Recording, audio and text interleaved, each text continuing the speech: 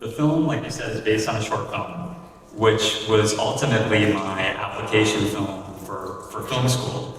And I knew I wanted to go to the American Film Institute in the US, in LA, and their prompt was to tell a story about a change of heart.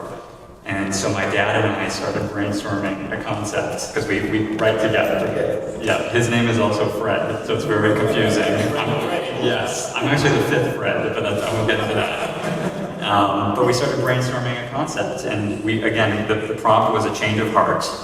And we started looking at some of our favorite work of the Coen brothers, and we loved the idea of coming upon a drug deal gone bad, and we loved the film No Country for Old Men.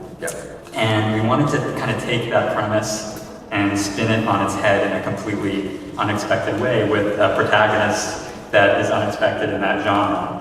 And for us, that was immediately a seamstress. And once we knew that, we fell in love with all the juxtapositions that come with a seamstress, which is, the thread and the blood and the briefcase and her car.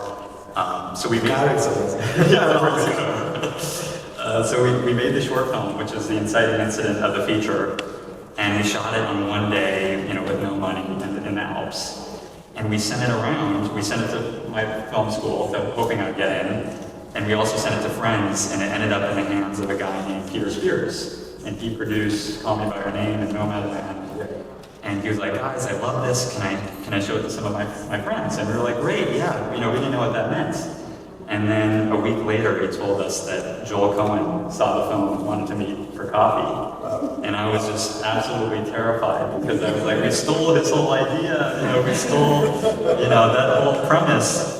But meeting with Joel was incredible, because he basically said, you guys should turn this into a feature and really, have this be the inciting incident and explore the choices that this seamstress has to make, down the road. Yep. And so he was a huge influence in why the film came to be. So choice.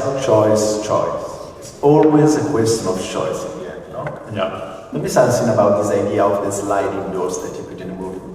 Yeah, once we knew the direction of exploring the repercussions of each of these choices, we just had a lot of fun, because we realized, if you did come upon a drug deal gone bad, you really only have a few choices you can make. You can do what the same person would do and call the police. You could drive away like you never saw it, or you take the money with your thread in a crazy perfect crime manner. So once we knew that, we were like, this film is about choices.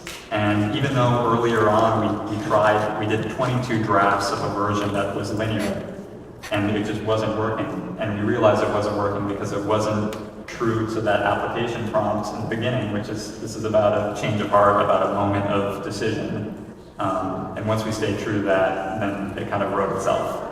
Yeah, so the car is a character in the film, and it was in the short film, the exact same car.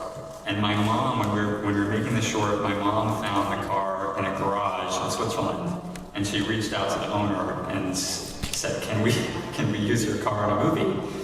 And we knew it was going to be perfect for that. But in terms of the feature, we wanted to tell a story about a character who's stuck in their past, and a character who is like living in a time capsule in many senses. And so this retro car and this, the old music that plays is key to our character in creating that sense of being stuck.